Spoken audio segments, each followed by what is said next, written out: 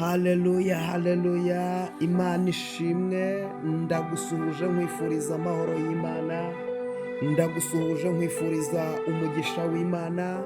Ukuboko kwiza kw'Imana nikuboneke ku buzima bwawe mu izina rya Yesu Kristo. Byuka urabagirane kuko umucyo wawe uje, kandi ubwiza bw'Uwiteka bukaba bukurasiye. Uyu none turi ku cyumweru, itariki ni iya 7, ukwezi ko ni ukwa 6, umwaka ni 2026. Byuka urabagirane kuko umucyo wawe uje, kandi ubwiza bw'Uwiteka bukaba bukurasiye. None turasoma ijambo ry'Imana riboneka mu gitabo cy'ibyakozwe n'intumwa, ibice byaho ni 10. Turasoma duhereye ku murongo wa 30. Ijambo ry'Imana riravuze ngo, Koruneliyo ati dore uyu ni umunsi wa 4 uhereye ubwo narindi mu nzu yanjye nsenga, magingayo ariyo saa 9. Nuko umuntu ahagarara imbere yanjye yambara imyenda irabagirana, arambwira ati Koruneliyo, gusenga kwawe kwarumviswe n'ubuntu bwawe bwibutswe imbere y'Imana. Nuko tumiyopa utumireyo Simoni wahimbwe Petero, acumbitse kwa Simoni w'umuhazi hafi y'inyanja. Uwo mwanya ndagutumira nawe, wakoze neza ubwuje. Nuko none turi hano twese imbere y'Imana, dushaka kumva ibyo Umwami Imana yagutegetse kutubwira. Petero aterura amagambo ati, ni ukuri menya yuko Imana itarobanura ku butoni, ahubwo mu mahanga yose uyubaha agakora ibyo gukiranuka iramwemera. Ijambo ry'ubutumwa bwiza bw'amahoro Imana yantumye ku bana ba Isiraheli ivugishije Yesu ari we mwami wa bose. Iryo jambo murarizi, ryamamaye i Yudaya hose rihereye i Galilaya, hanyuma y'umubatizo Yohana yabwirizaga, ni izina rya Yesu w'i Nazareti, kuko Imana yamusutseho umwuka wera n'imbaraga, akagenda agirira abantu neza, agakiza abo Satani atwaza igitugu, kuko Imana yari iri kumwe nawe. Imana y'amahoro ishimwe cyane. Aya magambo ni inkuru z'umugabo witwa Koruneliyo. Uyu Koruneliyo ni umugabo w'i Kayisariya, umugabo wahoze atubaha Imana, ndetse yari umugabo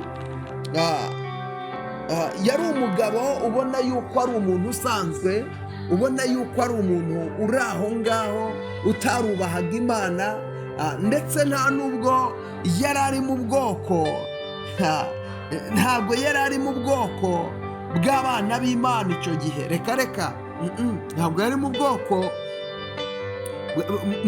bw'Abayuda, kuko ntiyari umuyuda. Imana itugirire neza.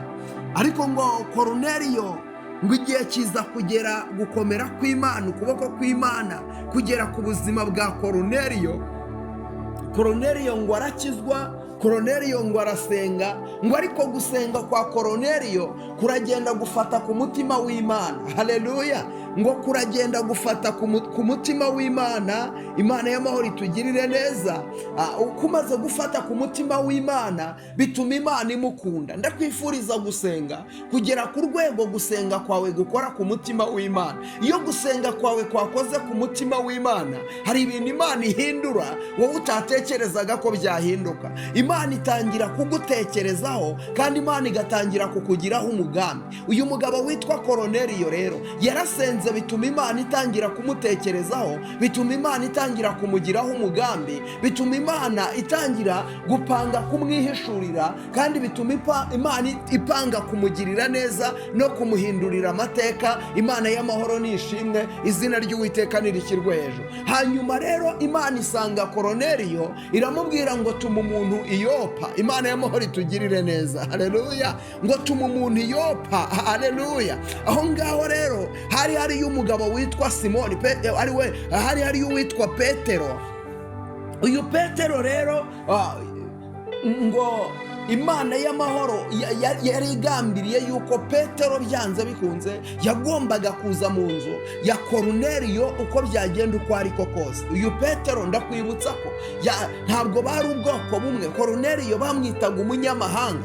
Koruneliyo ntabwo yari umuntu uranga ubwo bwoko, ni ubwoko bwaziranaga. Ndagira ngo nkubwire, iyo Imana yakwibutse ibyari byaragutaye nibyo ibyaziraga byose Imana irabizirura bigahinduka ibyera. Hahandi abantu bakubona ko udashobotse, Imana iguhindura ushobotse. Abantu bakabona ntushoboye, Imana ikaguhindura ushoboye mu izina rya Yesu. Ahangaha rero twasomye ku murongo wa 30 ni igihe Petero yari amaze kugera mu nzu ya Koruneliyo. Ni inkuru ndende, uze gusoma icyo gice cyose uraza kumva ibyabaye kuri Koruneliyo nuko byagendekeye Petero. Imana y'amahoro itugirire neza. Hanyuma rero Koruneliyo ku murongo wa 30 aravuga ati, dore uyu ni umunsi wa kane uhereye ubwo narindi mu nzu yanjye nsenga, magingaya ariyo saa 9, nuko umuntu ahagarara imbere yanjye yambaye imyenda irabagirana, arambwira ati, Koruneliyo we, gusenga kwawe kwarumviswe. Haleluya! Gusenga kwawe kwarumviswe,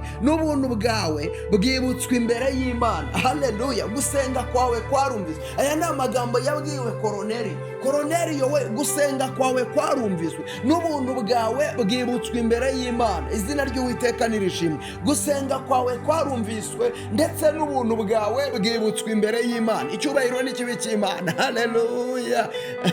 None tuma umuntu i Yopa utumireyo Simoni wahimbwe Petero, acumbitse kwa Simoni w'umuhazi hafi y'inyanja. Uwo mwanya ndagutumira. Imana itugirire neza. Nawe wakoze neza ubwuje, nuko none turi hano twese. Haleluya! Ndakwifuriza gusenga kugera ku rwego Imana igutangira ubuhamya. Imana y'amahoro itugirire neza. Koruneliyo yarasenze nubwo atari mu bwoko bw'Abayuda, atari mu bwoko Imana yishimira, ariko Koruneliyo yarasenga. Gusenga kwe gutuma Imana imwishimira, gusenga kwe gutuma Imana imureba neza, gusenga kwe gutuma Imana. Ndakwifuriza gusenga kugera ku rwego Imana y'amahoro ikureba ikavuga ngo uyu muntu ni umurokore, kugera ku rwego Imana ikureba ikavuga ngo haleluya kuko wambereye inkoramutima, kugera ku rwego Imana ikureba ikavuga ngo uri umwana wanjye. Ndakwifuriza gusenga kugera ku rwego Imana ikureba ikavuga ngo nzakujya imbere ahataringaniye mparinganize, kugera ku rwego Imana ivuga ngo zoni mashando wiribirifa. Icyubahiro n'ikibi cy'Imana. Hanyuma rero 34 Petero aterura amagambo ati, ni ukuri menye yuko Imana itarobanura ku butoni, ahubwo mu mahanga yose uyubaha agakora ibyo gukiranuka iramwemera. Imana y'amahoro itugirire neza. Imana ntirobanura ku butoni, ahubwo mu mahanga yose umuntu wubaha Uwiteka agakora ibyo gukiranuka. Haleluya! Mu mahanga yose umuntu wubaha Uwiteka, uwo muntu Imana iramwemera. Haleluya! Ndagira ngo mvugane nawe, ntabwo Imana yakuretse, ntabwo Imana irobanura ku butoni, ntabwo Imana irobanura ku butoni. Ahubwo mu mahanga yose umuntu wubaha Uwiteka agakora ibyo gukiranuka, uwo nguwo Imana iramwemera. Ndagira ngo mvugane nawe, nta kindi kintu usabwa uretse gukiranukira Imana, uretse gukora ibyo Imana ishaka, uretse kugendera mu mwanya Imana igushakamo. Umuntu wese ukora ibyo gukiranuka, uwo nguwo Imana iramwemera. Umugabo ukora ibyo gukiranuka, Imana iramwemera. Umukobwa ukora ibyo gukiranuka, Imana iramwemera. Umusore ukora ibyo gukiranuka, Imana iramwemera. Buri muntu wese ukora ibyo gukiranuka, Imana iramwemera. Ntutinye, wowe kiranukira Imana gusa. Ntutinye, we tunganya inzira z'Uwiteka. Ntutinye, Imana izagukorera ibikomeye. Imana izakugirira neza. Imana izaguhindura mugari. Imana izaguhindura munini. Imana izaguhindura umuntu udasanzwe. We ntutinye. Mu mahanga yose umuntu ukora ibyo gukiranuka, uwo nguwo Imana iramwemera. Umupapa ukora ibyo gukiranuka, Imana iramwemera. Umusore ukora ibyo gukiranuka, Imana iramwemera.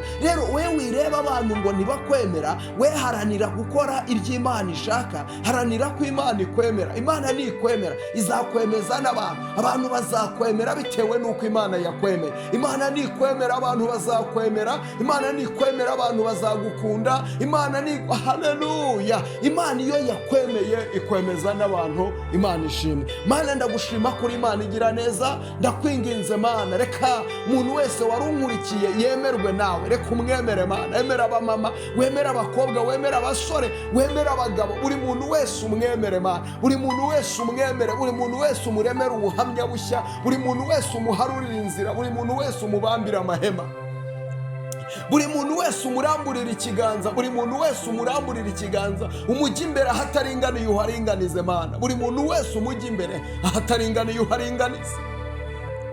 Mana yanjye, reka uzure ibyapfuye, reka ukomeze kwiyerekana, reka ukomeze kwigaragaza, reka ukomeze kwitamurura, reka ukomeze guca inzira, reka ukomeze kurema amashimwe, komeza kurema ikidasanzwe, komeza guhagarara ku buzima bw'abakobwa, uhagarare ku buzima bw'abasore, uhagarare ku buzima bw'abamama, hagarara ku buzima bw'umuntu wese Mana, hagarara ku buzima bw'umuntu wese unkurikiye. Urakoze Mana, kuko uzi ibikomeye, ni mu izina rya Yesu, amen. Imana iguhe umugisha. Ugiye gusharinga buno buhanuzi, bwoherereza abantu 5, sharinga abantu 5, ukibasharinga Imana iguhe umugisha, ukibasharinga Imana ikwagure kandi Imana ikurebe neza. Kandi subscribe niba utarayikora, ka like yawe na comment yawe, byose ukibigikora Imana iguhereza umugisha kandi kugire neza. Byukura bagirane kuko umucyo wawuje kandi ubwiza bw'Uwiteka bukaba bukurasiye. Shalom, shalom.